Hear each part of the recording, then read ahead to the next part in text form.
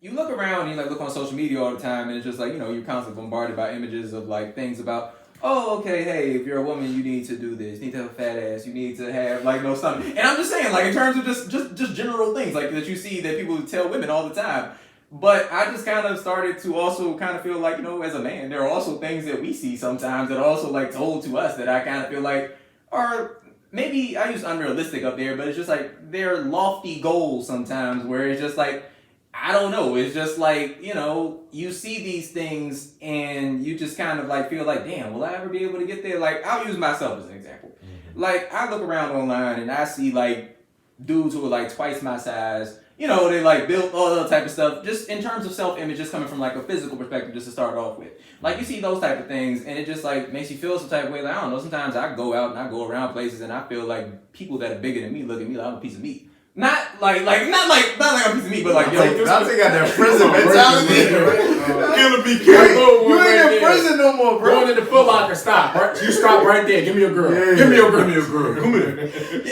You're right. That's how I gotta feel. It's like Dante be like, you see it. It's like I feel like, bro, I got like a weird victim mentality. Nobody even mess with me. I be like, bro, leave me alone. It's like I'm always walking around with my fist clenched. I'm like, I'll be angry. Nah, he gonna eat his cornbread. Fuck you, man. He gonna eat his cornbread. Go ahead, sorry.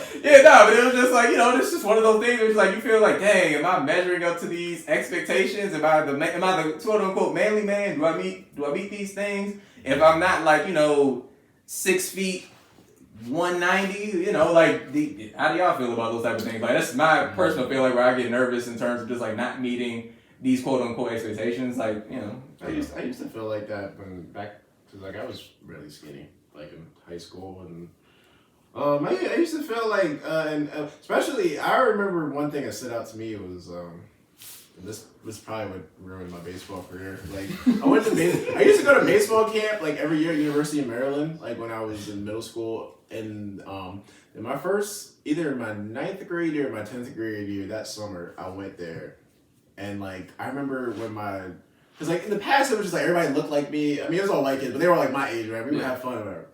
That next year we went, my nana dropped me off. I literally thought I was in the wrong place. I was like, is this the college like workout? Yo, these kids were huge. Like they were like the grits. D1 prospects. Like I'm playing with them and like I'm 130, whatever, like 5'9", and I just like I was terrible that whole I sucked at that whole I was just nervous. I was caught my god, no comment. I was like, these dudes are so much bigger than me, whatever. So, and you know, honestly my baseball career, I don't even think I played baseball, or if I did, like I never took it serious after that. I remember we used to weight train with Coach T and them, and I would like there'd be like players in there, they'd be bench pressing and doing like the doing squats, and I would just be like, yeah, I can't do any of this shit. You're like, I don't want to name names, but you know like some people on the baseball team and how big like the Diesel some of them are. You're like, damn, I can't do any of that shit. And you know, I always felt that way, but I mean, as I got older, especially like senior year, I kind of just got more confidence in myself in general. And after a while, I just started going to the gym because I didn't have any shit else to do. But no, it's definitely, you know, something as a man. I mean, you know, shit, right? Did you also feel like beat?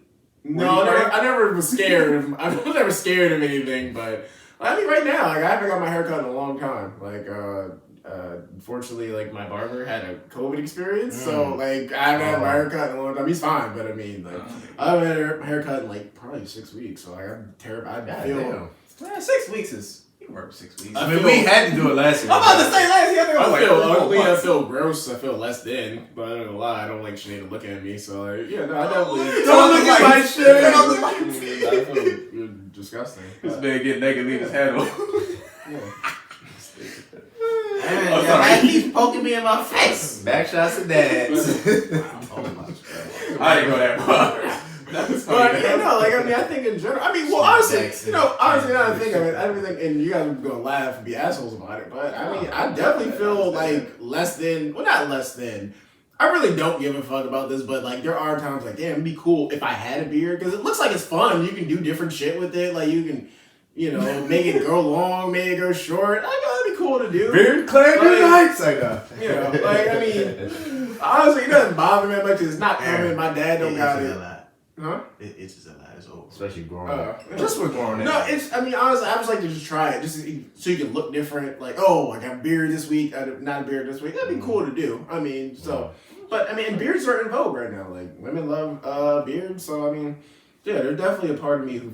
I don't know if I feel less than, but like I feel like as a man, like sometimes I'm like, oh damn, probably should have a beard once or twice, but it's not my experience. So Time to cost for you, and that's okay. Yeah. Okay. I have a different wrinkle on this. What you got? So Were you praying? what? Were you praying?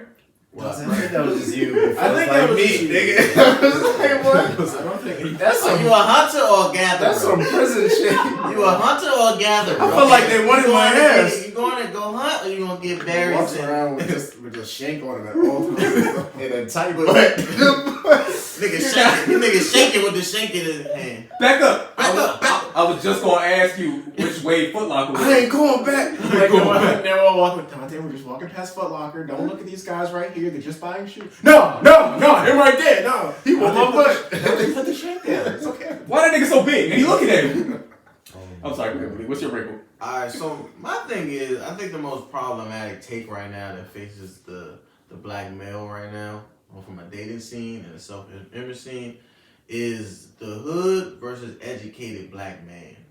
And the way I put this is, Wait, okay. All right, no. come on, man. Okay. I just want you to preface it like, let him lay the land. No, I know. But you said hood versus The viewers wanna educated, hear- like they're just two separate things. Like there could be overlap between the two. I just wanted. That's true. That's true. That's all. Like I just Go want you to ahead, lay the land, bro. I know where you're Alright, so where I'm going with this and what I'm trying to explain is that there's the ongoing Twitter and social media debate about the fact that, a man that is from the hood but could be educated, you know what I'm saying, or gangbangs or whatever, you know what I'm saying, is quote unquote attractive to, a lot of women. You know what I mean? Like they, you know what I'm saying? I don't want to get into the subtle nuances of how, there's certain women out there that maybe like a project or like that type of man in terms of, you know what I'm saying, they could, that dangerous life might appeal to them. And then there's this debate or there's this notion of the educated college black man. I'm just going to say black because I can speak on it. I can't speak on any other end of that. That is quote unquote, a lame or is, someone that, has this title of belittling women and things of that nature. Mm-hmm. And I'm not saying that's for, for the side of the hood fellow and the educated fellow. There's from the projects. Right, from the projects. There's a subtle wrinkle, but I think the biggest issue when it comes to image is that, from the educated black man feels like I did all the right things in terms of quote unquote the right things. Mm-hmm. While as you gotta kind of look at, you can't downplay, the hood fellow because at the same time, like maybe he wasn't afforded the right things like the educated man was, but also you look internally from an educated man, you're like, why is that a flaw? You know what I mean? Or why is that not attractive to another woman? To a woman. Yeah, okay. You know what I'm saying? So A certain segment of women. Because, I mean, like, none of us are hood. But I'm We're saying, all like, in the why? summer. You know what I'm saying? But I think the biggest issue is that from a self-image thing is like, why should any person, I guess, in a way, and a man in this say, feel less because they did the, quote unquote, the right thing in terms of. Darren, you go ahead. I have a lot to say, but Yeah, I'm about to say we can go all day. Yeah, I mean, I think one thing that's like an underlying thing in everything that you guys said is that society kind of dictates like what a man should be before we kind of come to that realization ourselves. And so like when that happens, like even like coming up as a child, like you're not thinking like you're just being you. Like I think as a kid, you're like your most pure essence of who you are, and I think once you start to age a little bit, that's when certain norms or certain society, whatever's popular in society, that kind of dictates what happens. Like if you're too nice, like I think like everybody's heard like not everybody, but like sometimes people be told you like you're too nice. Like I need like almost what Malik was saying, not necessarily hood. Talk white. They need something. Yeah, like if you talk, if you articulate like your words, like you talk white, like yeah, like when where's there a problem like in an ideal world? Where's there a problem with your parents like did what they had to do. Not saying that people who don't have it like well off that their parents didn't do what they had to do. But if your parents like kind of worked and got like had a little something for themselves and can provide for their kids, why is that ever a bad thing? You get what I'm saying? So like it's a lot of things that society kind of presses on us as young men.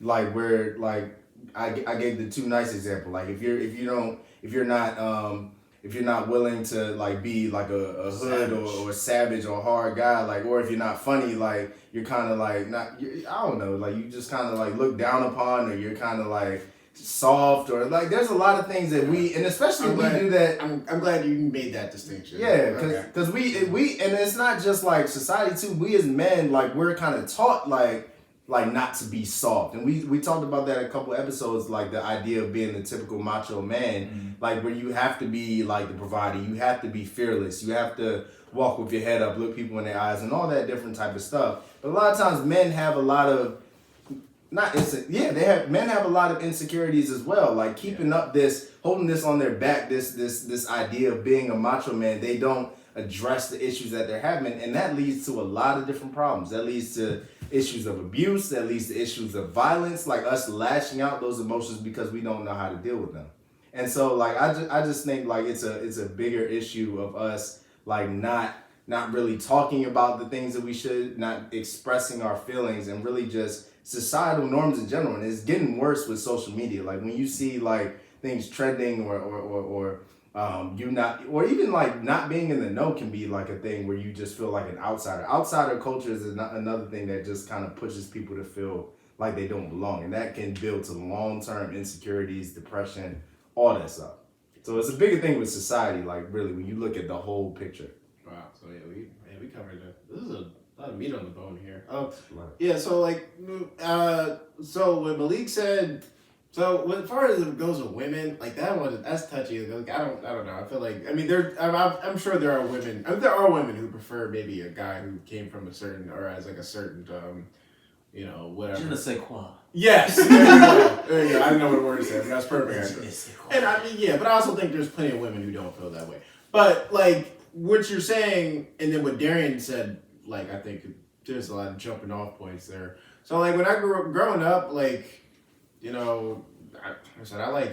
like pro wrestling when pro wrestling wasn't cool. I listened to like alt rock music. I love Fall Out Boy. I liked a lot of things that people were probably. I'm wearing a hockey jersey right now. Like I mean, he's not wearing it for swag. He's wearing it because he really likes hockey. Yeah, like I mean, I like a lot of things that people would categorize as uncool or white or whatever. And as a kid, there were times where I was like, damn, am I not cool enough? Because like I'd sit there and watch hockey just as much as I watch basketball, or what's wrong with me? Yeah, like I watched I listened to Fall Out Boy. There was a girl I used to talk to back when I was in high school, and she would always make that joke. Oh, you're so white. Like oh, what are you doing? Oh, I'm watching hockey. Oh, what are you doing? Oh, bought this Fall Out Boy album. Like I mean, I listen to rap and I love basketball. I love football. Like I would live tweet the game, like the TV show, The Game on BET when the new episodes would come out. Like I do plenty of black shit, but like I like a lot of different. You were nigga, but not nigga enough. I mean, honestly, that's how I felt. Quite nigga enough.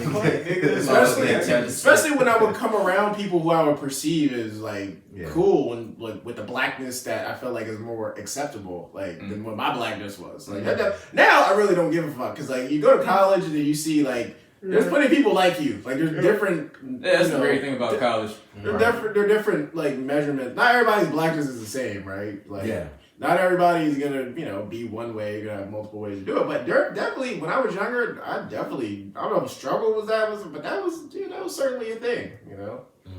So yeah, and I feel like a lot of people, and I'm glad you said that college example. I mean, unfortunately, not everybody's fortunate enough to go to college or stick with college, but I think that's one place where you realize, hey, it's okay to be myself. It's okay to like. And one thing that you realize too, a lot of these quote unquote the people you thought were cool or whatever, like probably like some of the same shit you do, but they come and put on this front. Like we all create this. Like this image of ourselves with this character, basically. We all come to school as characters.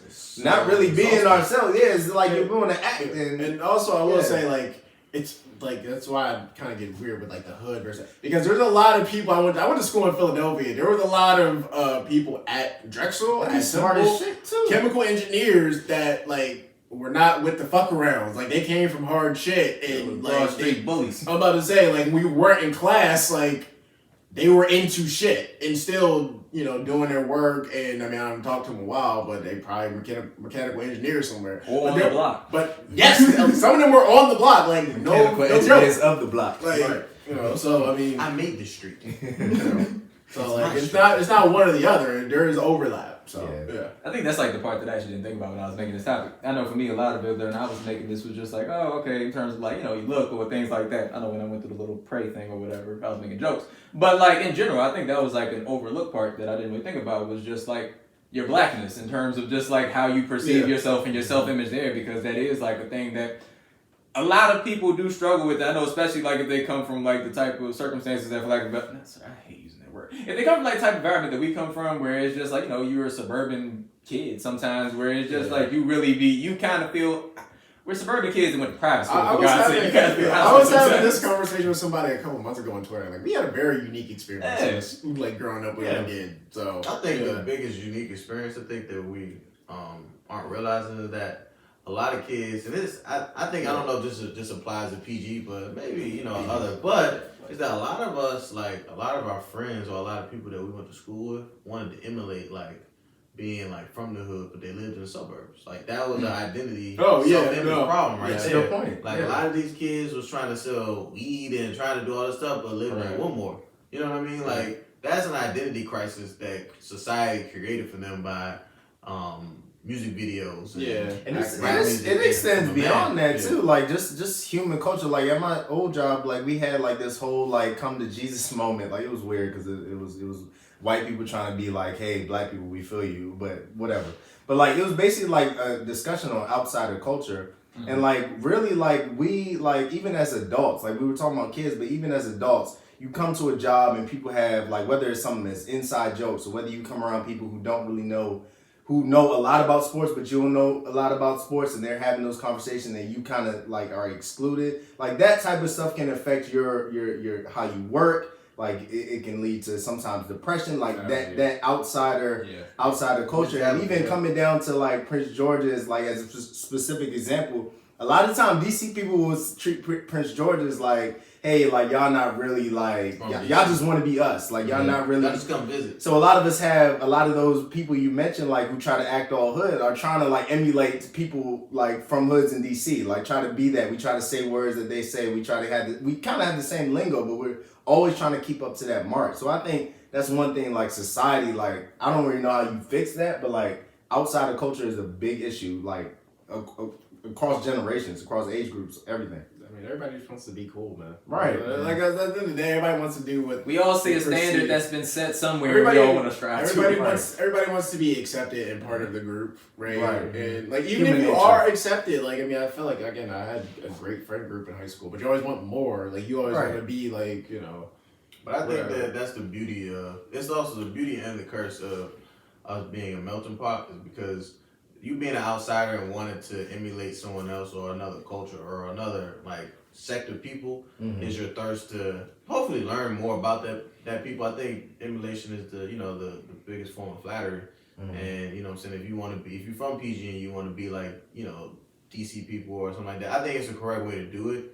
I don't think that you need to, you know, be emulating them without knowing, you know, the stuff that comes with it. Right.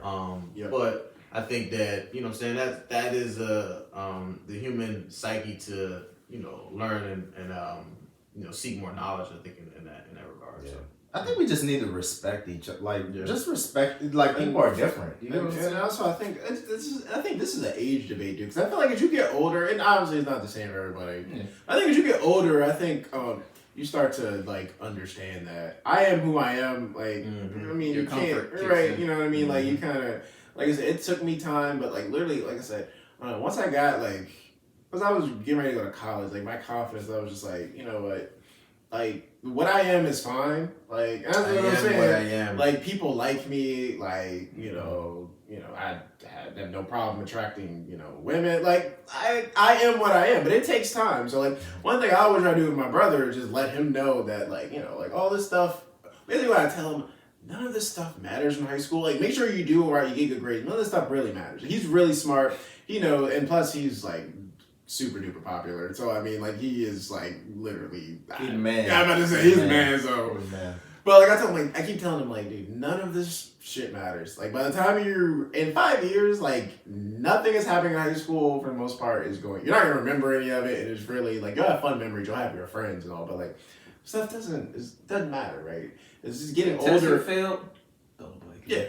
Yeah. So as you get older, you see more of the world. Like we said, you go to college, you see, oh, there's people like me. You see there's other cultures, and it's okay if you want to sit there and watch, 90 Day Fiance or Married at First Sight or whatever. Like My Hero Academia if you want to be on your anime. Right, yeah, that's okay. Because that's like the thing on Twitter, we're like, oh, like anime guys, black girls didn't like me because I didn't like anime. Because I liked anime, And I mean, like, I'm not going to tell people like their trauma was wrong, but I think as you get older, you start, like again, it's like you said, like, your blackness wasn't accepted back then, but like as you get older, I think like you'll just kind of realize after a while like it doesn't matter because like you'll find people, especially in the world we live in now, that you'll find people that accept you for who you are. Like no matter what you're, type of all it takes is go on Reddit. Facebook, and you'll find a group. There's black MAGA people that are friends, and there's black. The MAGA leader of the Proud Boys is like, colored of some sort. I don't know what he is. He is, but like, he could not drink water. He drank the same water fountain as his and that's peers. The sad part. He's walking around doing all this mess. And wake up. What was that from? What was that movie called? School Days? Yes. School Days, yes. I should know that. Wake up. I don't know. Shout out to Lawrence The Fishburne. dude from that dude who plays Giancarlo Jack. Yeah, he Esposito. was in that movie. I got his name. Oh my god. I think it was right.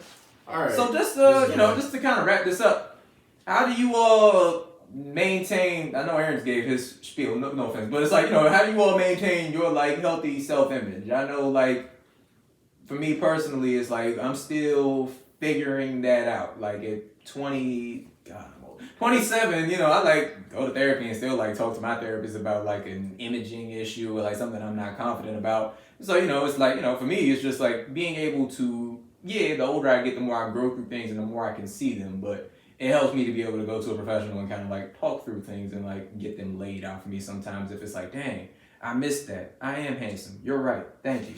Like things like little things like that. It's like, for everybody, it's like, it's a big thing in therapy, like for image and stuff like that. But it's like, how do y'all, maintain your healthy self-image? Or what do y'all tell yourselves to keep yourselves up? I'm similar too. I mean, like it's a lot of things, and I know, like, as you get older, you kind of, like, do have more of an understanding of who you are. But there's a lot of people who even go beyond that and are still learning new things about themselves, how they deal with people, how they handle relationships, and different skills. Like, as you get into different rooms, like, and if you have, like, some people are fine, like, getting a career job, just working the same job for years and years and years and staying in that same bubble. But, like, for especially millennials these days where we're getting in space and we're always trying to find the next thing and always trying to get into different rooms, you're going to be uncomfortable, at least I feel like a lot, like in those spaces. And you're going to feel like, hey, I don't really know enough. Or, hey, like we always talk about imposter syndrome. I feel like there's a lot of people who feel that now. Like as you go to those other rooms, like, am I supposed to be here? Am I the right person for this job? Is this the right career choice for me? Because we spent all this money. Like I think our generation has more college numbers than any generation before us. Like we spent all this money like on this major. Like, is that the right thing for me? Can I see myself? I don't even know if I can see myself as an engineer anymore. Like all those different stuff. So I think it's important to constantly, like you said, like even going to therapy, I think that's a good check. Like not just in your 20s, but way past that, just a good check to talk through some of these things and acknowledge that you just don't know all the time. Like you don't know. Some things are uncertain. Some even about yourself. Like just being open to learn and being just respectful to other people as well. Like being respectful to people who are different than you, who are interested in different things than you. I think that's the most important part. And for me personally, I think is really just reminding myself, like I was saying before, like I don't know everything, like, but being able to learn, being willing to grow, being willing to ask questions too. Like I think it all goes into that, and just like none of us are perfect. We all think we have there are some people out there who just know everything. We're just perfect, the cool people or whatever. But like we all struggle with our own self-image issues, like regardless whether that's height or whether that's like being black enough, whether that's being my shooting percentage if you're an NBA player or whatever. Like we all have these different things that we struggle with, but I think at the end of the day it's just realizing who you are, and that takes a lot of digging. I don't have the answer. It's basically what I'm trying to convey. Like, but I think that's okay to not have like that answer, but just being willing to learn more about others and yourself. I mean, to piggyback over there, I think what people need to remind themselves is just be the perfect version of you. Yes, sir. And that means like, you know, you're not gonna, you know, God or whatever religion you practice to not, you know, make you to be perfect. You know what I mean? Like you are to.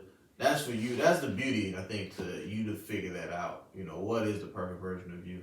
And I think the spice of life is that you'll really never be able to achieve that. But you'll be able to, that's something that you can actively pursue. You know what I'm saying? If it's something that, you know, I think find something that makes you, like, happy about yourself. Like, you know, if it's something like the gym, you know what I mean? Like, I think a big thing about the gym is that you don't have to go in there and, you know, go out and try to be like Arnold Schwarzenegger and try to get those results. You could, but is it something about the gym that you know, one, that's making you happy, you're making it, you know, you feel healthy, it releases endorphins, you know what I'm saying? It's things that from your self-image is making you feel better. And then also, it's, you know what I'm saying, just having confidence. It provides confidence as well to yourself. Right. So, I mean, honestly, man, like, I know it's easier said than done to be the perfect version of you, but I think if that's something that's actively in your mind and that you're actively striving for that every single day, I think that's something that you'll eventually realize and just understand that the same people that you're trying to, that you were trying to emulate or try to copy are dealing with their own type of demons. Right. And you don't know, like you're not, you know what I'm saying, you don't know what, you know, when that door closes behind that person and it's just them in their sleep, like you don't know what that person's going on. Do you really want to be in that person's shoes? You know what I'm saying? Like you just don't know. So what you do know is that you're in your own shoes and you got your own life that you got to figure out and move forward in. So. Right. Thanks. Yeah. Lots of gems here, fellas. Yeah, sometimes you're the wombat, sometimes you're the windshield. Sometimes you gonna learn, Sometimes you gonna feel it. Let's go with that. That works. Damn, that's smooth.